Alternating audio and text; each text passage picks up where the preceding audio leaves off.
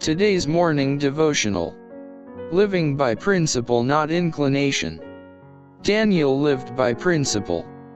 Then the presidents and princes sought to find occasion against Daniel concerning the kingdom, but they could find none occasion nor fault, forasmuch as he was faithful, neither was there any error or fault found in him. Daniel chapter 6 verse 4. Daniel was subjected to the severest temptations that can assail the youth today, yet he was true to the religious instruction received in early life.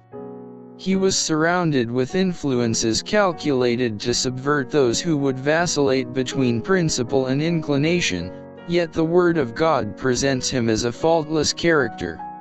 Daniel dared not trust to his own moral power. Prayer was to him a necessity. He made God his strength, and the fear of God was continually before him in all the transactions of his life. He sought to live in peace with all, while he was unbending as the lofty cedar wherever principle was involved.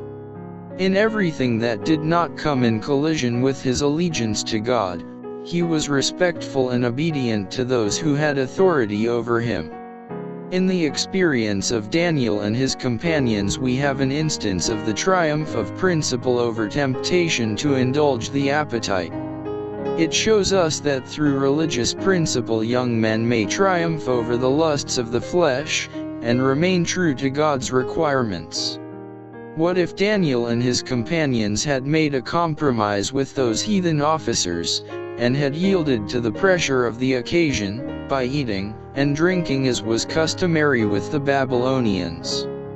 That single instance of departure from principle would have weakened their sense of right and their abhorrence of wrong. Indulgence of appetite would have involved the sacrifice of physical vigor, clearness of intellect, and spiritual power.